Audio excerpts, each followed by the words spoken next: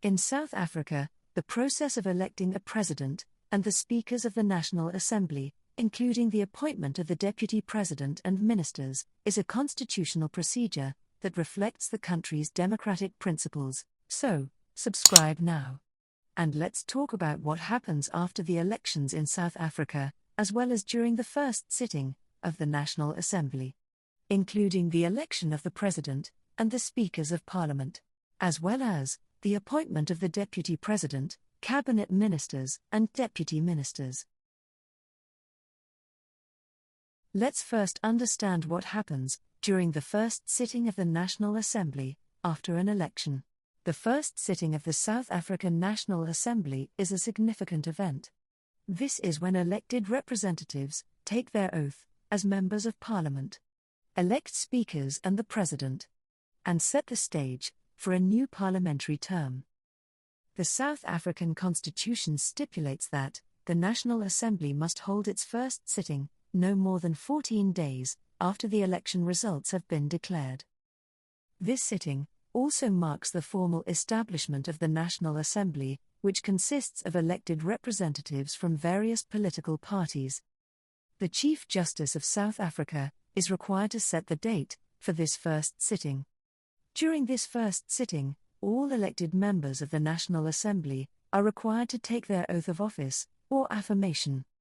This is where they pledge their loyalty to South Africa and vow to uphold the Constitution, as well as promise to perform their functions as members of the National Assembly.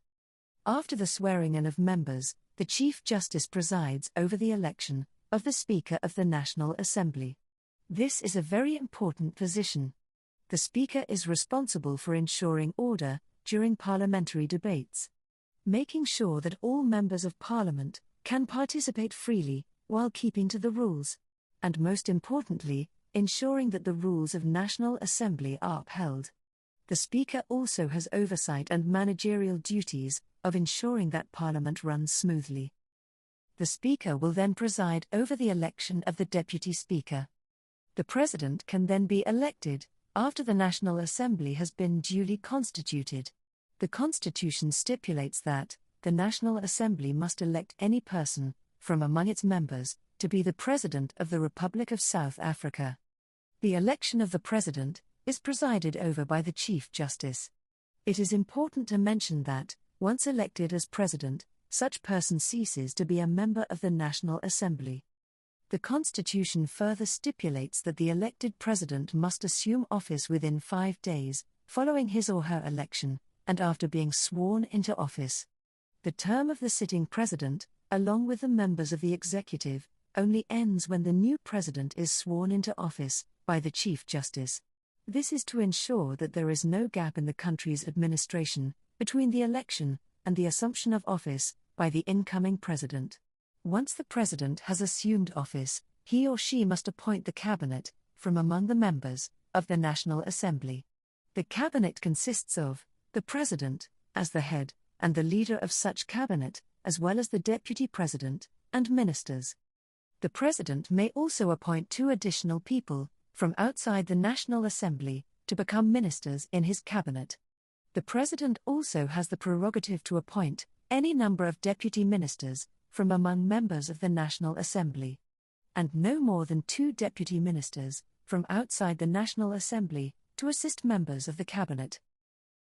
In conclusion, the first sitting of the South African National Assembly is a significant event where elected representatives take their oath, elect speakers, elect the President, and also set the stage for the new parliamentary term.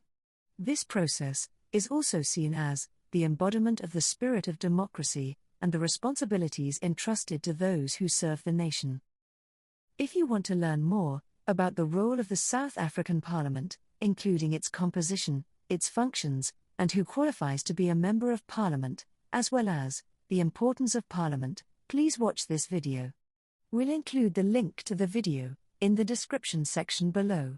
Also take time to check out these other videos on public management, public administration, and public finance, including the running of government, under this channel. And don't forget to like this video and subscribe to our channel for more content. And also remember to turn on the notification button to make sure that you don't miss out when we post new videos. You can also connect with us by following us on social media at ConsultKano, and continue the conversation by leaving us a comment below or tagging us on social media using the hashtag ConsultKano. Thank you again for watching. Join us again next time for another video. Until then, check out these other videos. Kano Consultants. For professional advice you can trust.